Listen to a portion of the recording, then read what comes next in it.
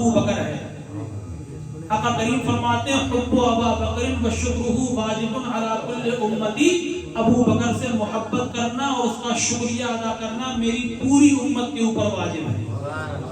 حضرت ابو بکر کے ایمان لانے کا آپ کو واقعہ بتاؤں، جناب ابو بکر صدیق رضی اللہ تعالی عنہ گھر سے بڑے مالدار تھے، رئیس تھے، ملک شام تجارت کے لیے جاتے تھے۔ ایک مرتبہ حضرت ابو بکر صدیق ملک شام تجارت کے لیے پہنچے، آپ نے وہاں خواب دیکھا اور خواب میں یہ دیکھا کہ چاند اترا اور وہ چاند کے کئی ٹکڑے ہو گئے،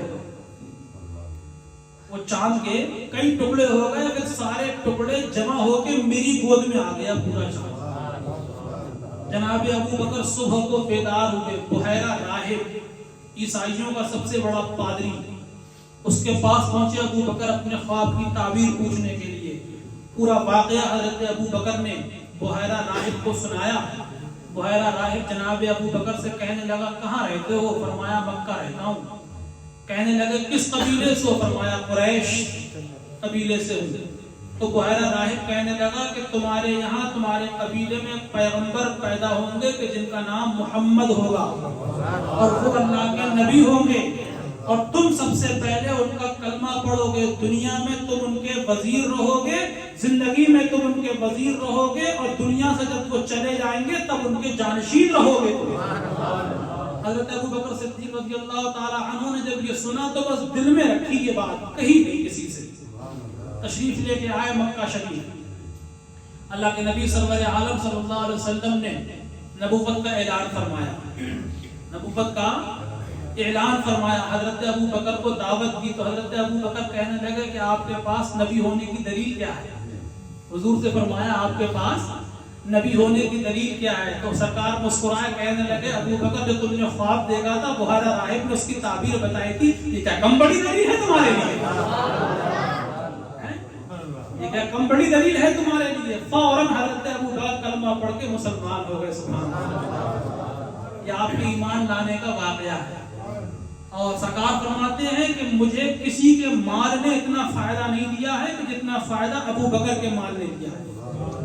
اپنا سارا تن من دھن جناب ابو بکر نے حضور کی بارگاہ میں قربان کر دیا، کسی بھی چیز کی پرواہ نہیں کری، سوچا ہی نہیں کہ جو حضور نے کہا وہ ہے، آئے بائیں نہیں کرا کہ میں مشورہ لے لوں، کسی سے پوچھ لوں، گھر والوں سے مشورہ لے لوں، اپنے ساتھیوں سے نہیں، جو حضور نے کہہ دیا وہ حق ہے، وہ سچ ہے۔ وہ آپ نے سنا، میں نے جمعہ میں بتایا تھا نا کہ اللہ کے نبی سرور عالم جب معراج شریف تشریف لے گئے تھے اللہ سے ملاقات کے لیے، مکے سے معراج گئے، بیت المقدس میں پہنچے، نماز پڑھائی، انبیاء کرام کی جماعت کرائی، ساتوں آسمانوں کی سیر کری، جنت دوزخ کو دیکھا، اور جو صبح پلٹ کے مکے شریف کے اندر آیا تو سرکار نے مکے کے لوگوں کو بتایا کہ میں نے بیت المقدس دیکھ لیا ہے، ساتوں آسمانوں کو دیکھا ہے، جنت و دوزخ کو دیکھا ہے۔ تو سب ابو جہل کہنے لگا یہ تو بات تو ذہن میں آ بھی نہیں رہی ہے کہ ایک ہی رات میں اتنی بڑی دنیا گھوم آئے تم، ایک ہی رات میں مکے سے بیت المقدس بھی ہو رہی ہے، ساتوں آسمان گھوم آئے، جنت دوزخ بھی گھوم آئے، اللہ سے ملاقات بھی کر لی، یہ تو بات ذہن میں آنے کو تیاری نہیں ہے۔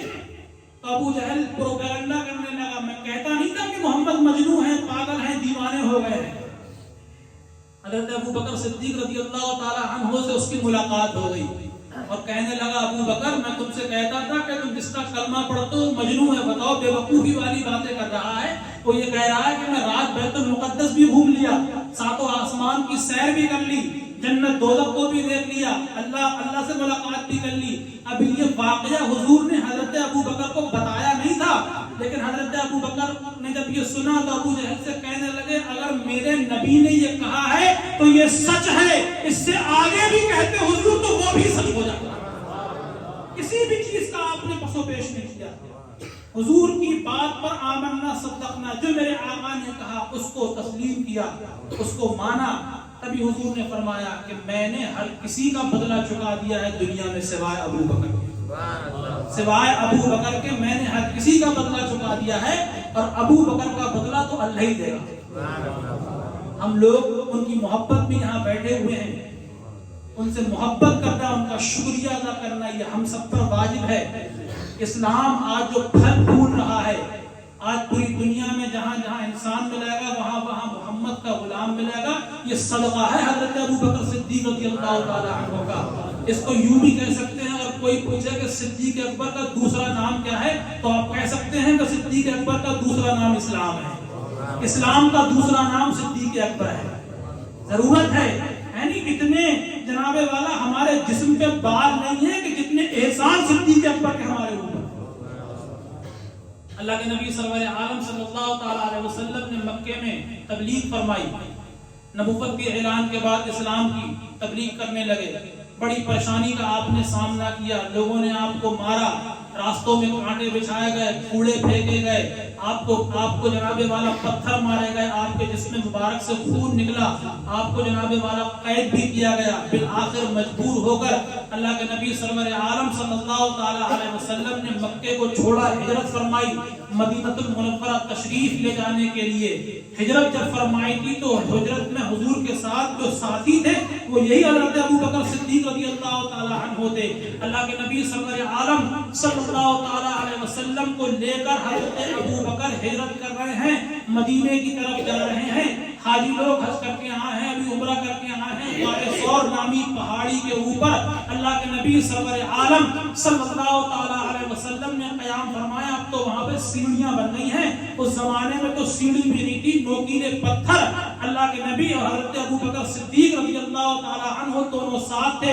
ابو بکر کا اتنا بڑا کارنامہ تھا, کبھی حضور کے آگے چلتے تھے, کبھی حضور کے پیچھے چلتے تھے, کبھی حضور کے دائیں چلتے تھے, کبھی حضور کے بائیں چلتے تھے.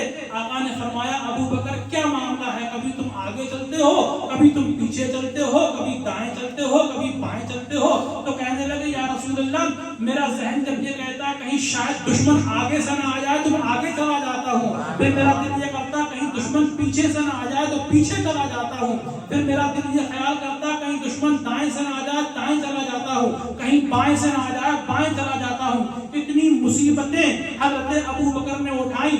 راستے میں اللہ کے نبی سرور عالم کے قدم مبارک سوج گئے تھے, حضور کو تکلیف ہونے لگی تھی. وہ ایک ہی ذات تھی جناب ابو بکر کی جس نے اس نوکیلے پتھر پہ سفر کیا پیدل. میرے سرکار کے قدم مبارک سوج گئے. حضرت ابو بکر نے حضور کو اٹھا کے اپنے کاندھے پہ رکھا اور پہاڑی کا سفر طے کیا. یہ ابو بکر کی شان ہے. جب غار ثور کے دہانے پہ حضرت ابو بکر پہنچے تو حضور سے کہنے لگے, بخاری شریف کی حدیث ہے, کہنے لگے یا رسول اللہ یہ غار بڑا پرانا ہے, تند و تاریخ ہے, زہریلے جانوروں کا مسکن ہے, ایسا کیجیے پہلے میں جاؤں گا بعد میں آپ جائیں گے. اس غار کے اندر پہلے میں جاؤں گا اور بعد میں آپ جائیں گے. وجہ کیا تھی؟ وجہ یہ تھی کہ حضرت ابو بکر صدیق رضی اللہ تعالی عنہ نے کہا یا رسول اللہ اگر غار کے اندر کوئی بھی مصیبت ہوئی, کوئی بھی اگر جانور ہوا, سانپ ہوا, بچھو ہوا, تو اس کا سامنا پہلے مجھ سے ہو بعد میں آپ سے ہوگا, اس کا مقابلہ پہلے مجھ سے ہوگا. اللہ کے نبی صلی اللہ علیہ وسلم ٹھہرے, جناب ابو بکر غار کے اندر تشریف لے گئے. بخاری شریف کی حدیث ہے کہ حضرت ابو بکر نے غار کو صاف ستھرا کیا, کچھ سوراخ بنے ہوئے تھے, اپنے تہمت کو پھاڑا حضرت ابو بکر نے, اور تہمت کو پھاڑ کے سوراخوں کو بند کر دیا. ایک سوراخ رہ گیا تھا, حضرت ابو بکر نے اس سوراخ کے اوپر اپنا انگوٹھا رکھا اور اس پہ بیٹھ گئے. حضور کو بلایا, سرکار کریم سرور عالم مصطفیٰ جان رحمت کو بلایا. سرکار حضرت ابو بکر کے زانو مبارک پر سر رکھ کر سو گئے, آرام فرمانے لگے. اب جس سوراخ کے اوپر حضرت ابو بکر اپنا انگوٹھا رکھے ہوئے تھے, اتفاقاً اسی سوراخ میں سانپ بھی موجود تھا. کتابوں میں لکھا ہے وہ سانپ 1000 سال پرانا تھا.